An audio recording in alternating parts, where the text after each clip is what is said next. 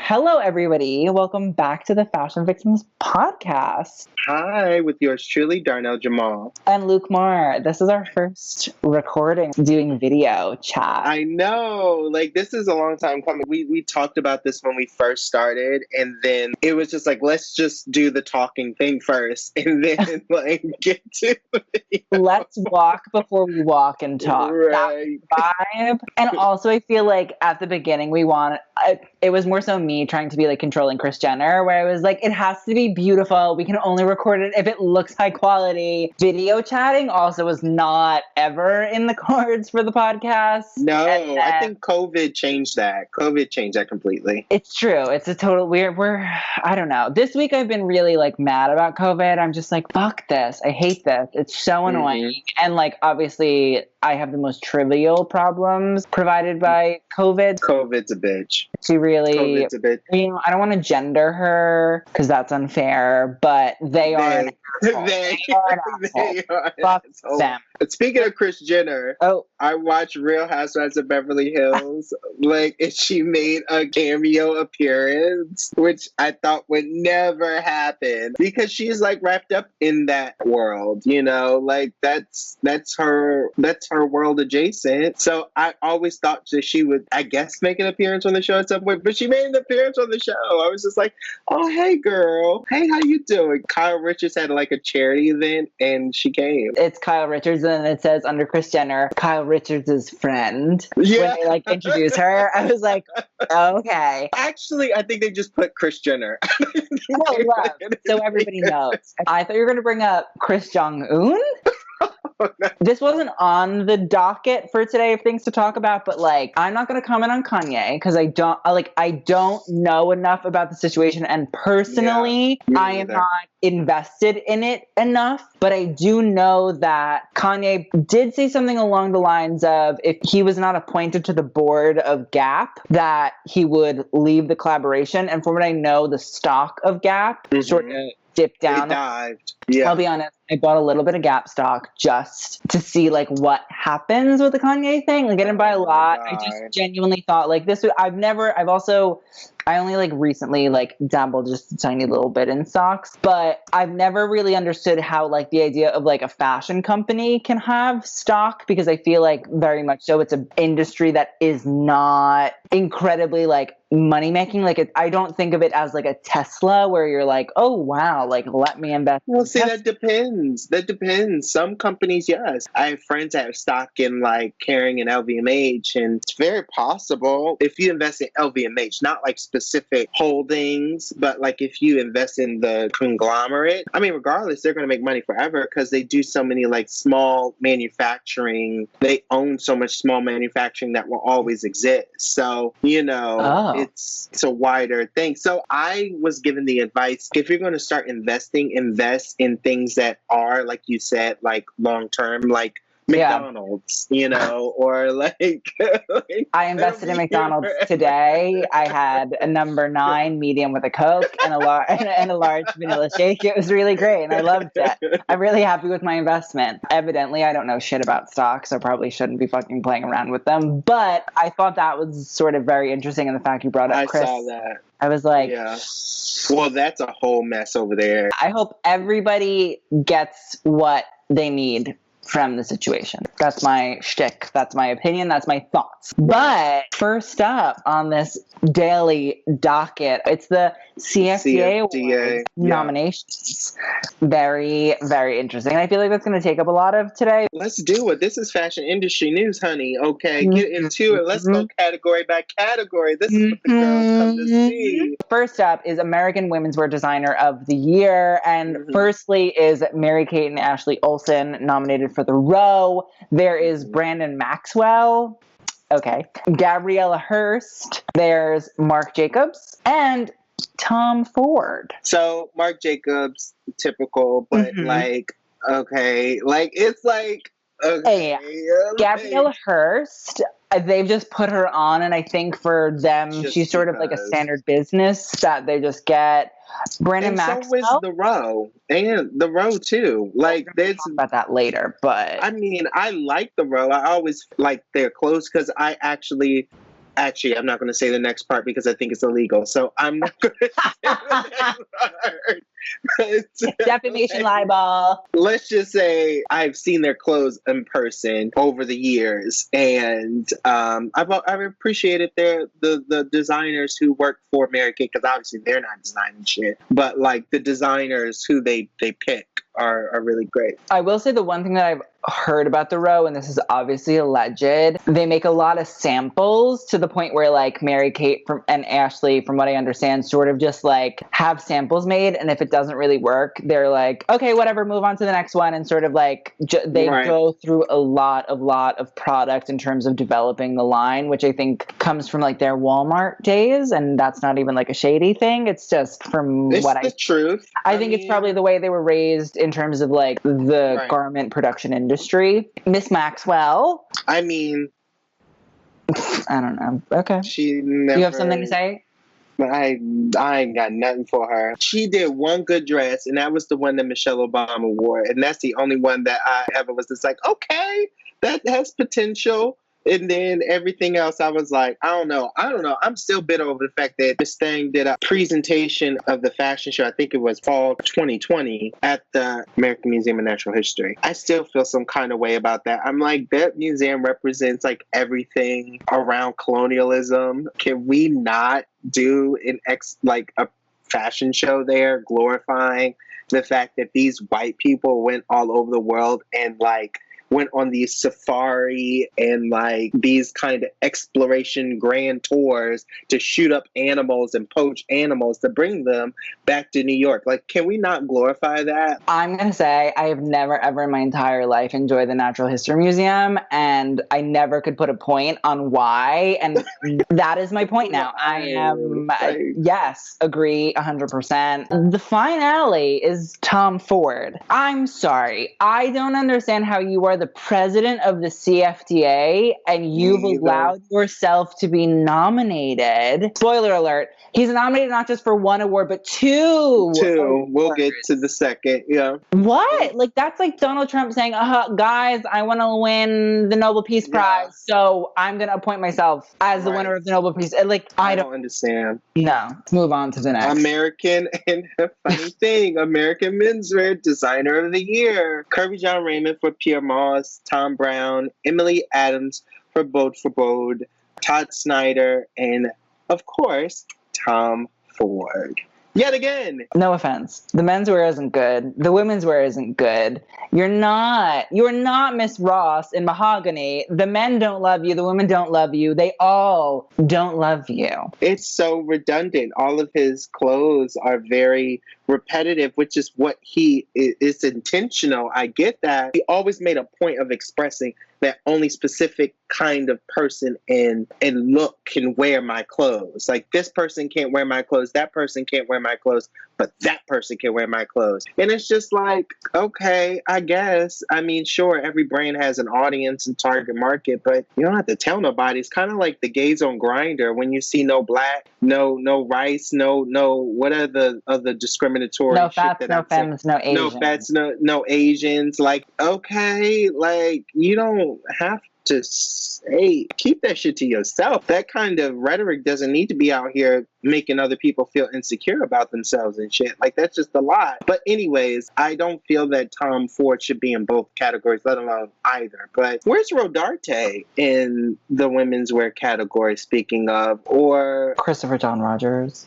Yeah, Peter Dow. Women's. There's a host of others that are suited for this. And in menswear, I'm not convinced. Menswear, Kirby in menswear, I think is really good. I do really love a lot of the suits. I love a lot of the menswear. I think it's really strong. Emily Adams Bode, as much as I don't personally love the clothes, I understand it being there and good for her. And I like that she's sustainable. She uses old sort of fabrics. Todd Schneider, honestly, Schneider could lick my asshole on the street in front of everybody, and I wouldn't know who it was still. And Tom Brown, I agree. I think he's good. I think he's strong. But I think Tom Brown should also be in women's wear. And sorry to I agree that he should Brandon be Maxwell. in women's wear. The women's is so strong. It's not wearable, but like, no offense, who wants to fucking wear Brandon Maxwell shit anyway? So, well, none of Tom Brown's stuff is wearable. For most people, not wearable at all. But and it's also so fucking expensive. But it's still, at least it's interesting. But you know what? Marc Jacobs' shit isn't fucking wearable either. When the fuck have you ever seen anybody buy? And I've been to the showrooms in Paris. Not Marc Jacobs. I've seen nobody's buying that shit. Remember Marc Jacobs? Yeah. When I was working at Bloomingdale's, women would buy that, but they weren't buying Marc Jacobs off ready the to runway. wear. No. No, and Miss Tom needs to get herself together very quickly. American Accessories Designer of the Year, The Row, Ashley Mary-Kate Olsen, Gabriella Hearst, Stuart Vevers as Coach, Jennifer Fisher of Jennifer Fisher Jewelry, and Telfar Clemens. Telfar does not win. I swear to God, I am going to have a fucking breakdown. I hope he wins. I was reading about something a few days ago about him, but I really hope he wins because honestly, I just want this to be like a stick in the mud for Gap because I want them to stick it to him for dropping him for Kanye because I don't understand why there couldn't have been both. And that Brooklyn Birkin has really been the bag of the year. Not even just 2020. It's already the bag of 2020. I mean, if you're on Twitter right now, the way that people are literally getting 6 emails about the bag, 6 minutes from the time that it's dropped, and the fact that the emails are saying, oh, it's sold out, I'm sorry, we're just emailing you to let you know it's sold out. It is the bag to want. I mean, I do own one. I bought one a year and a half ago, so I feel very, very secure and happy. And I also now own a Telfar asymmetrical shirt, so I'm feeling very good about my Telfar purchases. But no, it's the bag. It's what everybody wants. It's what everybody needs. Jennifer Fisher. Jennifer Fisher is that white lady, Lexington Avenue girls. Do Jennifer Fisher. I mean, it's true. And I like it. Who's ever seen off Lexington Avenue? I love. Stuart Vevers, Coach. No offense. Whatever. The bitch hasn't made a bag from Coach that has stuck. Not since he first came to Coach. And even then, that whole first ready-to-wear collection was on sale from the very first season. So even there, a flop. Gabriella Hearst. Again, whatever. Okay. And The Row. Valid. I think that's valid. Their purses are well made, and a lot of girls get them. And the shoes actually are wearable and cute too. Them and the accessories, I understand, but I wouldn't put them in accessories and women's wear. I would just pick one. Don't have them in multiple. The women's wear is fine, but to me it just reads very Margiela for Hermes. And Telfar, I'm just so happy for Telfar. Honestly, I feel like there should be a gender neutral category. I agree. Gender neutral designer of the year. I also think that these categories are antiquated. Menswear, women's wear. I'm what is that now? Because all these designers are doing gender neutral collections. Because even when I think about Pierre Moss, a lot of those ensembles on the front runway were gender neutral. What Virgil does is starting to move towards gender neutral. I mean, these kind of defined categories really show how the fashion industry hasn't progressed. I know. I think they live in this sort of old world idea, and it's the fact that Stephen Kolb is still the head of the CFDA, and Tom Ford is the president, and it's a lot. The other thing I want to say about Telfar is it's not even just really the bags at this point. He's rolled out the belts, which now I want a fucking belt, and I've never wanted to wear a belt in my entire life until now. I'm just very happy for Telfar. If he doesn't win, it's fucking rigged. We already knew that when he didn't win last year, but especially this year. There haven't been any black winners, have there, of CFDA awards? Did Kirby win last year for emerging designer? No, he didn't, because I feel like I read a Hype Bay or a Hype Beast article where it was there were a lot of black people nominated for the awards and nobody won. It's baffling to me. It reminds me of the Grammys and why I feel like there should be justice for Beyonce. But you have a bitch saying every other year at the Grammys, but yet she puts her heart and soul into these fucking albums, and she still don't win album of the year, and she still don't win record of the year. And that's how I really feel about the CFDA awards. you are in the Met Gala too, and why I always feel passionate about there should be a more diverse representation in museum exhibitions as one who does them. It's like you have Black people come to the party, but they're not really embedded in the party. It's really ridiculous to me. Like, you have all these Black designers at the CFDA Awards. You have June Ambrose fucking up, what's her face? What Kate did she say? Spade. Kate Spade. Where's Kate? Kate Spade. But that's iconic. I know it's really awful. I know it's really, really awful. As soon as I heard that, I followed June Ambrose on Instagram, and I was like, June Ambrose, you deserve the fucking world. Because I would have done something like that. And I don't think it was malicious. I don't think it was mean-spirited. I don't think so either. I think it was a lapse of, judgment, a lapse of whatever. And it was short of iconic. It was beautiful. It was nice. It made it exciting. And for that, thank God. Because Lord knows the CFDA Awards are not fucking exciting whatsoever. No, because it's just the dinner and the award ceremony. But you had all these Black designers there, and you have them come join and see and observe the party and other people being rewarded, but yet they themselves aren't being rewarded. It just sends a mixed message. It's kind of like, when you're a little child and you might be with your sibling and one might get the ice cream cone and like, nanny boo boo. Like, that's what it really just felt like. It was like, why come if you know you're not going to get rewarded? That's why Telfar probably didn't show up. Like, I wouldn't have. I was on Twitter the other day, and I saw, it was like a sort of like meme photo of Malcolm X, and it was a quote of his where he was saying, he was like, paraphrasing here, obviously, the great Malcolm X, but he was essentially saying, like, it's ridiculous that white people invite Black people to the table of like America and, by association, American fashion, and then expect Black people to say like, oh wow, this is such a great dinner, when white people are all eating dinner, but there hasn't been anything given to Black people. So it's like, you show up for dinner, but have you really been able or been given to, anything to eat? And it's like, here it's the exact same example of, no, like you sit them at the table, you give them the napkins and the forks and the knives and all that sort of shit. But is there anything really? Yeah, it's performative. It's highly performative. It really is. It is baffling to me because that's how I feel. That's why I made it my mission as a fashion historian and curator to really kind of use my platform, because of course, there's other things that I love talking about when it comes to history of fashion. But I realize that there is a duty that I have to make that sacrifice to ensure that other voices, creatives of color who are under the helm of fashion in any way, are getting a chance and opportunity to have their stories out there, and seen academiazed through those lenses. So that's why I look at the costume and suit with the camp exhibition, for example, which I felt like that was a great opportunity to talk about so many other voices, specifically within the queer community, like Black queer community and Latino community, like the ball culture. But yet they had everybody from Pose and their mother at the Met Gala. But yet there was, 3 Black designers in the entire exhibition. The Patrick Kelly, the Virgil Abloh, and then the Dapper Dan. That was it in the entire exhibition. They put Virgil in the camp exhibition? They did. That's why I was just like, that doesn't make sense. Why would you do that? And the thing about it is, what I found so hypocritical was Andrew decided to put the Cher costume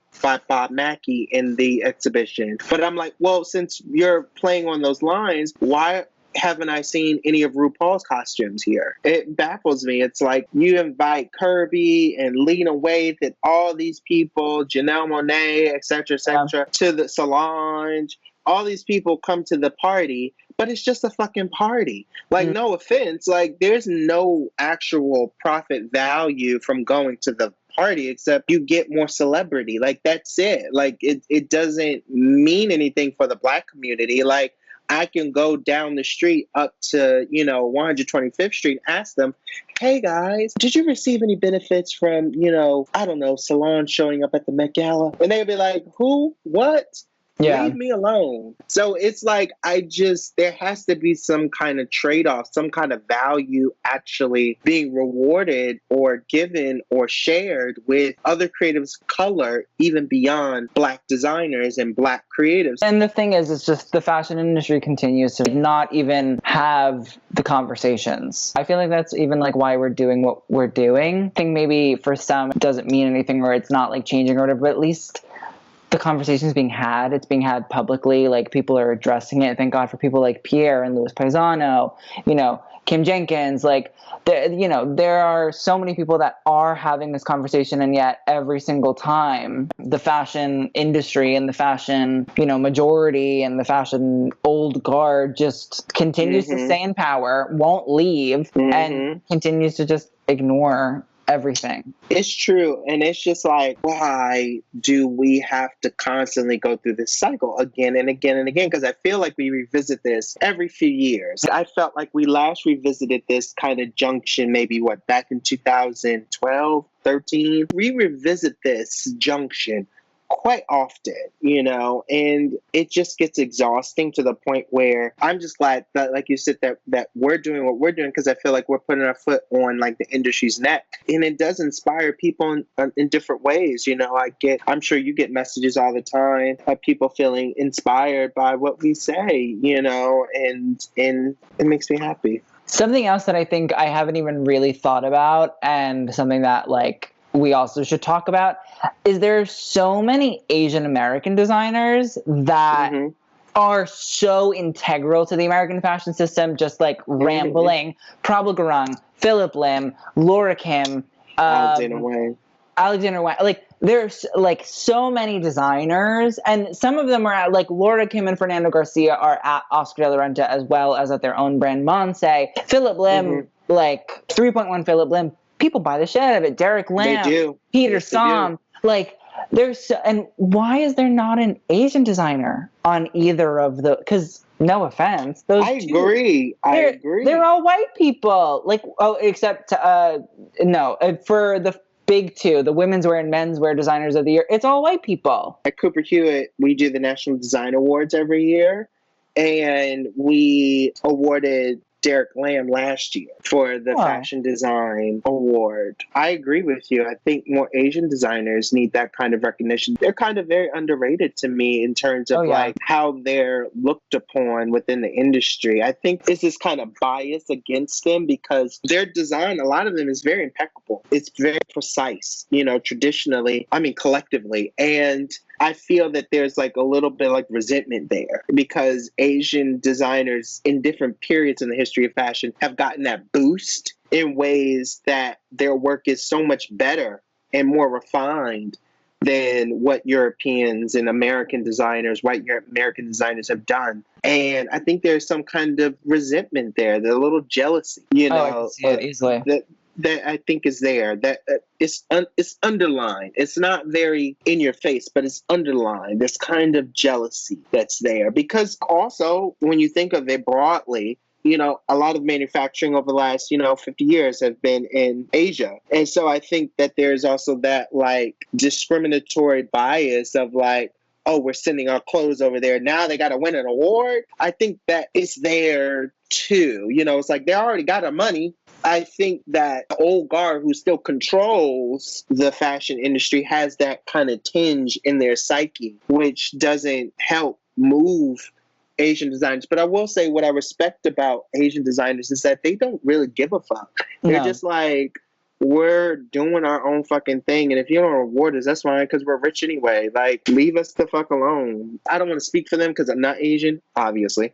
But this is my observation. They just have just this very much admirable spirit of they don't want me there. That's fine with me because I have a customer base who's going to follow me. And they're very convicted in their brands. And I admire the hell out of a lot of Asian designers, many of which who you just named. So American Emerging Designer of the Year. We have Peter Doe. Hey, boo. Christopher John Rogers. Hey, mama. Kenneth Nicholson, Reese Cooper, Sarah Staudinger, and George Augusta for Staud. This is the most exciting category, I think, because so I'm going to be honest. I know Chris and I know Peter both personally, and I love them both very, very much as people, and I love both of their brands. I just recently bought a Christopher John Rogers dress, and I own a bit of Peter Doe. So I'm very happy and very proud. I really respect both of what they do highly, and I don't at all envy anybody who has to vote between the two of them, because to me, they're the front runners for this race. The other thing is, I will say Staud, to me, in terms of commerciality, is sort of a dark horse in the competition, in my opinion, for this. I can see that. The other two, Kenneth Nicholson, I've been to his show, but I think Kenneth Nicholson is very, very emerging designer, to the point where, like, I think he's probably one of the younger brands in terms of, I've only seen one show from him, and the show was interesting, but I think he needs a little bit of time to, like, develop. I think he's still, like, a little bit green, in my opinion, and I don't think he has sort of, like, the press and, like, buyer power to sort of push him over the edge in that regard. And Reese Cooper, I've never heard of. I've never heard of Reese Cooper. I know Kenneth Nicholson. Staud, I do feel the same way as you do. I think they're definitely like an underdog, but like they have a strong brand, and I do see them around for a little while. Very small brand, but I do see them getting bigger. They have potential. Yeah, Peter Doe and Chris, those two are the GOAT. They got a real strong potential. And I'm just a little mad that Chris or Peter weren't placed in other categories. So that way one could win one and the other one could win another. It's like, why do you put them in one category so only one can walk away with the crown? Like, that's so petty. Like, put Chris in women's wear. I just think that it's kind of mean. I'm like, what is going on? Here's my thing. Just from like knowing both of them, and I feel the same way, because I think personally, in the most loving way, I think Peter is going to win, for the sole reason that Peter has a lot of stockists. The brand is, from my understanding, very financially successful. It's doing really, really well. Press-wise, Zendaya has worn it. It's definitely something that is incredibly wearable. Really, to me, is a brand that can compete with the likes of Bottega Veneta, Celine, in that Phoebe Philo sort of way. Peter has the pedigree of having worked for Phoebe. Like, to me, there's a lot of elements that sort of boost Peter up. And I think Chris, honestly, also definitely has a shot at it as well, if they want to go for the real sort of like creative. I think Peter is also incredibly creative, but Chris, the color play, the ability to like create with silhouette, like he's already developed so many signature silhouettes at the same time. It's really a sort of thing to me of it's like hard, commercial powerhouse versus like creative powerhouse. It's really like, and like even like going to Chris's shows, they're magical. It's an experience. Like, it's an experience. But see, so are Telfars. And see, my thing is, that's why I think these, you know what, CFDA, I know y'all watching because I know y'all love us. So I think that CFDA, you should pay us a nice little contract to revise your new categories for awards, because I think it's antiquated as fuck. Like, American Emerging Designer of the Year is just so narrow focused. Like, I think that there should be other categories that speak to more artistic rigor and ones that speak to more brand rigor. The playing field is just not leveled. Like, it's one of those things where some designers design not necessarily to create these mega brands. Some just have a focus of creating wearable art. And I just think that, if there was a category, for even who did the best runway presentation, like, I think that should be a category, because runway shows are very important to how fashion is presented and also how history is recorded. As a fashion historian, I look back at runway shows so that I can understand and do my research. Like, it's not like 60 years down the line, no one's going to give a shit if, this designer sold out of this thing, like, unless it was that hot of an item. They're going to look at the collections and how they were presented in order to create whatever research they wanted to do. Therefore, I just feel like just the American Emerging Designer of the Year, yes, fine, but like maybe have like 2 or 3 kind of different emerging designer categories so that you can have more people can participate. But I do agree that Peter has a brand that's a little more aligned with what's avant-garde, what's in, whereas Chris is still refining a bit who he is in the industry and his place, even though I think he has a strong voice and a strong narrative with his brand. It's a hard toss-up. I want either to win. Either is I agree. good to me. Whoever, yeah, literally whoever wins, I'm very happy. I love both brands. I am so excited to watch them both succeed even further. And I genuinely think by next year, like by the 2021 CFDA Awards, both Chris and Peter should be in the women's wear categories and should be replacing the oldies like Tom and Brandon Maxwell. I agree. And that's my opinion. There are so many fashion shows during New York Fashion Week. Where are all those fucking designers? I'm very confused. I'm very confused about the entire thing. Like, why are we seeing the same designers every year for the awards? Why the fuck do we go to all these fucking fashion shows if the same designers are going to be rewarded? What's the point? I would be like, fuck this shit. I'm going to do presentations every year. I'm not wasting no money on this shit. This goes down to why we're in the time that we're in. And I stand by it. I don't care if I get exiled or whatever it may be. But I don't feel that the CFDA has supported designers as they should have. It's true. They haven't. They support who they want to. They're core celebrity designers. And that's a wrap.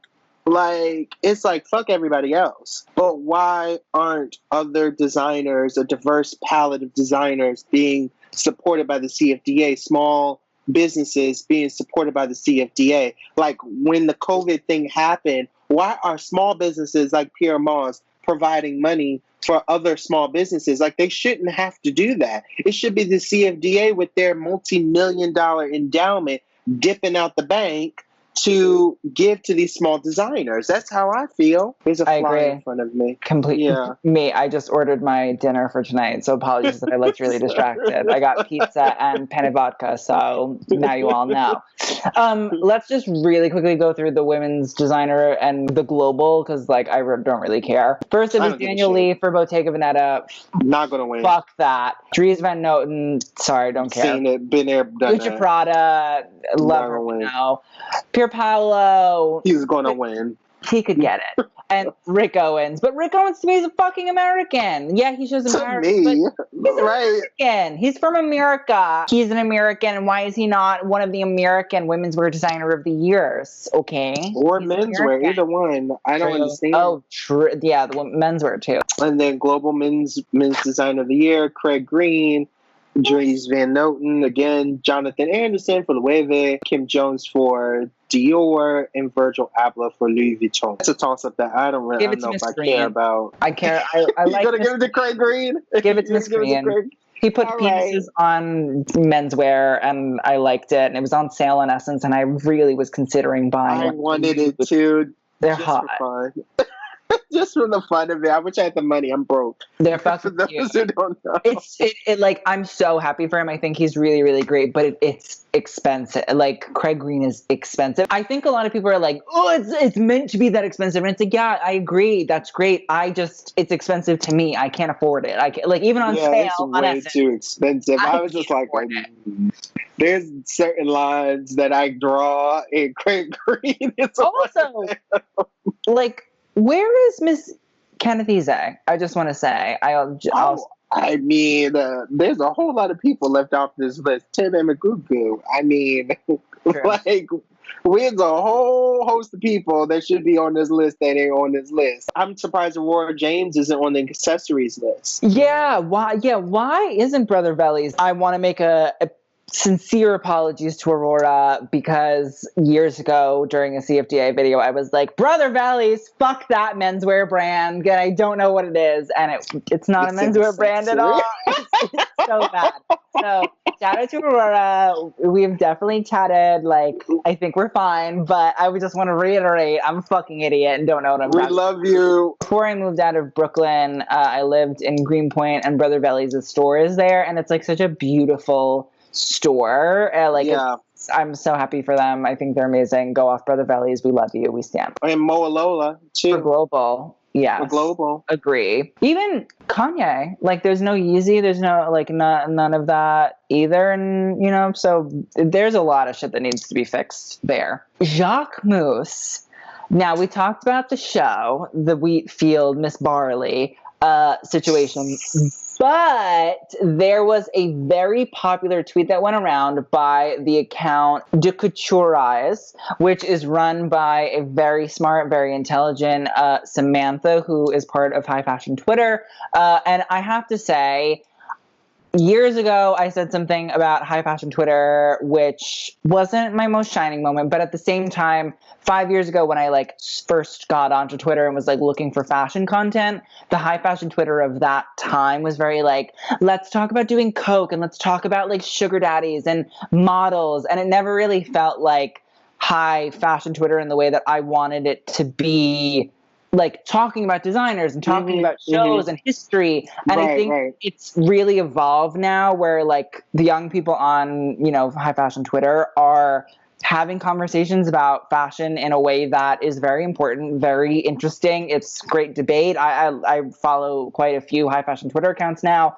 So I'm going to apologize to them as well. I'm making all apologies on this podcast today. See, you are just growth. I get you. But no, I really think they're amazing. And so Samantha you should all follow her. It's De Coutureize. She posted a picture of a Jacquemus look from the runway, or it's like a picture of all of the models together on the runway, something like that.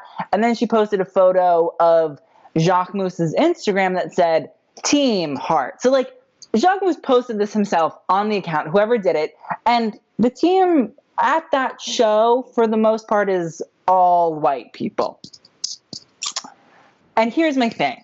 So performative. So you have, you know, oh, we have diversity on the runway, yada, yada, yada, yada, yada. And that's great. That's necessary. It's needed. But at the same time, Women's Wear daily article that said Jacquemus was having no problems or allegedly no problems through the COVID crisis because online sales were high and they were actually hiring people. Too. Which I know from the entirety of the COVID situation, a lot of people have put in hiring freezes or companies have put in hiring freezes. So Jacquemus is hiring people. The Jacquemus team came out and said, this is just 1/3 of our company. Well, great, it's 1/3 of your company, but where's the other 2/3? Are they not important enough to be at the fashion show doing the work behind the scenes at the fashion show? Because even if that is just 1/3 of your team, where is you posting the other 2 photos of the other 2/3 of your team? I stand by what the fuck I said last week. I said what I said. That Vogue coverage about saying that he solved all the problems of discrimination was some fuck shit. And I am sorry. We might have to bleep out a lot of that, but you know what? It is what it is. I don't think that you should be touting any of that because it's not like until you show me the records, show me the receipts. Like, that's why you have the Black and Fashion Council, which is planning on partnering with brands to look at their analytics, look at who they're hiring, look at their HR, look at everything and say, well, are you really truly as diverse as you want to be? And how can we change that and make those steps? Jacquemus needs to be linking up with organizations like that, or HR or culture type of diversity, whatever organizations, but specifically Black and Fashion Council. That's what it was made for, to really kind of see if he really is doing the work that we're all talking about. Because again, don't use, like you said, performative. Like, don't put Black people up as tokens so that it can make you feel good. It doesn't make us feel good. It just makes us look stupid. I'm not here for it. I mean, I'm glad that other people are seeing and calling it out, but at the same time, it starts with Jacquemus and whoever the CEO of his business is to really make a top-down change. Am I saying fire everybody? No, I'm just saying, one, you can't be out here touting something that actually isn't real, like for you. And two, if you can't do it right now or you have no desire to do it, stay way over there and do your thing in peace. No one said anybody has to do this, but you can't really say I'm a part of the party if you actually don't bring anything to the party. It's ridiculous. Something that like people have pointed out is, white people have pointed out, well, France is a country that's 80% white and all of this stuff, it's a white country, blah, blah, blah. I'm sorry. First things first, again, if you're a global brand, if you are selling around the world and you are not just selling to France, I expect your company to be fucking diverse. The other thing is, I know that France is not just, 100% white people. So there needs to be that diversity inside of your company. Like, it doesn't make sense. It's non-logical. I know that there are people of color that work within the fashion industry in France. And it just so happens that every single person in this photo that you posted of team, Heart, you didn't say 1/3 of my team, you didn't say 2/3 of my team, you didn't say 1/10 of my team. You're saying team. Like, you're saying team as in like your Jacquemus team, the people that are at the production. Everybody. Yeah. You've worked in fashion, I've worked in fashion. Like, being behind the scenes of a fashion show, the whole design team is there. The interns are there. The stylists are there. Production team is there, PR, marketing, sale, like everybody usually is there for hands-on. The only people that normally aren't there are like accounting. The only people to me that normally aren't, the only people that aren't there. But everybody else, it's usually hands on fucking deck. You are there to make sure that this runs smoothly, and especially being in the middle of a fucking wheat field. Hands need to be on deck. So I don't believe the bullshit of, well, if France is an 80% white country, bullshit. It's a global company. It's not a French company. You're selling to the world. You have stockists in Japan. You have stockists in Africa. You have stockists in Asia. You have stockists in Europe. You have stockists in America. Like, you have stockists everywhere. So I agree. Don't riddle me the bullshit of it's a bit white majority company or white majority country too. No, if you're really gonna say the I believe in diversity and inclusion bullshit, put your money where your fucking mouth is, or shut the fuck up. And I don't know if you say that, but that's my opinion. You're right. I mean, where I come from, like I've said before, should I get off the pot? Leave me alone. You can't tout diversity if you really aren't about it. We can say as many expressions as you can't talk unless you walk. Like, it just really annoys me because you can just see through all of the BS and no one is like doing anything about it. Like, these companies really are dead ass thinking that they are in the right, that everything is okay. And I'm like, how many more years we got to go through this shit so that we can get to a place where that thinking is now antiquated and left in the past? Like, I want to move forward from these conversations. I want to live in a time where I could talk about fashion design in more romantic ways and focus on the historicism or romanticism of a particular collection or a campaign, or talk about fashion industry news in more positive lights. But like, it's just ridiculous how it's just constant conversation around this idea of tokenism that's seen in the fashion industry, so that it can kind of absolve these designers, executives, and old guard or new guard that's not catering to creatives of color, and constantly seeing them make these decisions and talking about these stupid decisions that they make when they know they have options. There's a right way and there's a wrong way. At this point, you got to know, like, maybe if we don't do this, we won't get this kind of backlash. Or maybe if we don't do this, maybe things might be a bit different. Like, they are just delusional at this point. And I just think Jacquemus missed the mark. I think whoever is glorifying this as some anti-discrimination win, I think is delusional. And people need to wake up. Not trying to center myself in this conversation at all, but coming from the experience as a white person that grew up pretty much almost around exclusively white people growing up my entire life, I can only say that being around people of color has only enriched my life. From a very young age, has only enriched my understanding of the world, understanding of different culture.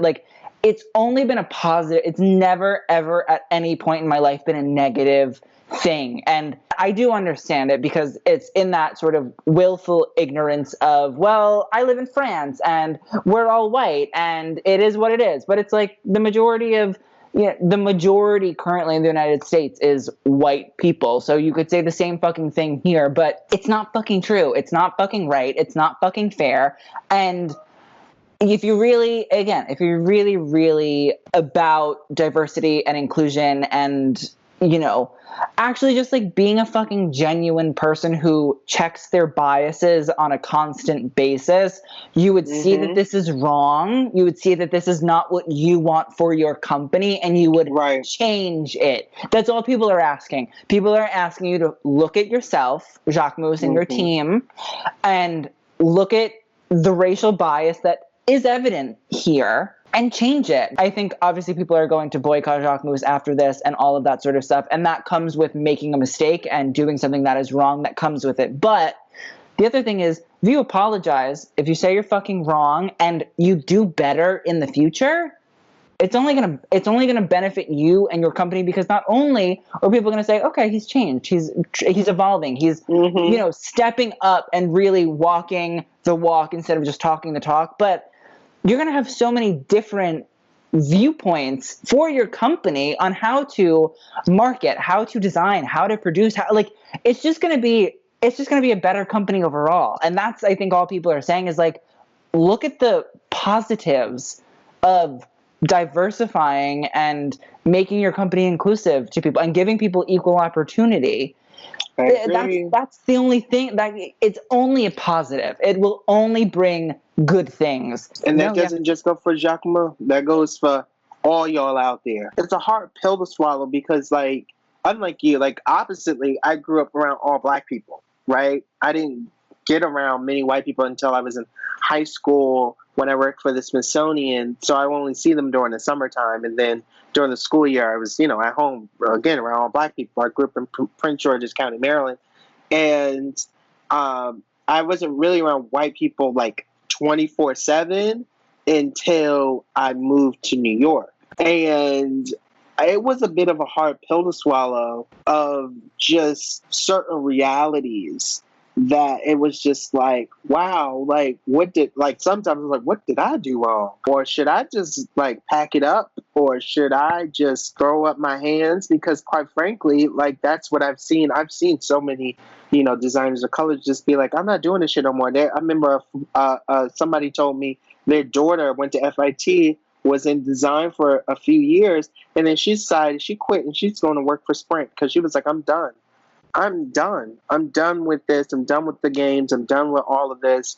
I'm not feeling it, Yeah. And, that's a reality for a lot of creatives of color. And, I'm sticking it out and just pushing through and tunneling through. But, it takes some pretty thick skin to get through this. But that's the thing. Like, we don't want to have thick skin to go through this, in terms of, like, there's one thing to have thick skin, in terms of, like, critiquing creativity, right? Like, fashion industry has to produce the best of the best. That is just fine, fair.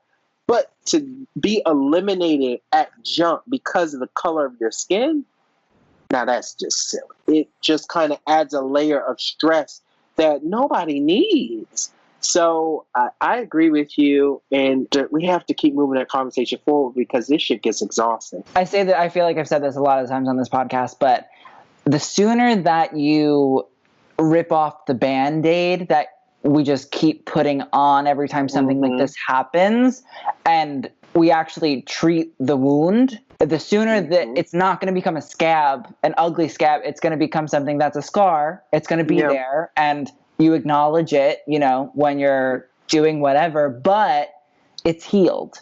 It's happening, and you can then move on with your life. If you don't accurately treat something, it will continue to bubble up to the surface and cause problems. So if we actually just all fucking sit down and confront the fucking issues of racism in this industry, continually as white people working in the fashion industry, confront our racial biases all of the time, every single day, every single time that we have a thought that is racist or that, is not checking ourselves of these biases, we're not going to move on. This conversation will be had again and again and again and again. And the sooner we fix it, the sooner that, I think, especially like the American fashion system, I think we're going to be a fucking powerhouse. But until we actually fix this industry and fix the racial biases within this industry, we're only just harming ourselves. I agree.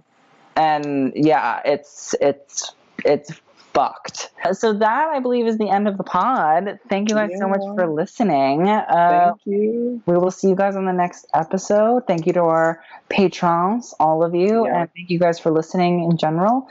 And see you later. Yeah. See ya.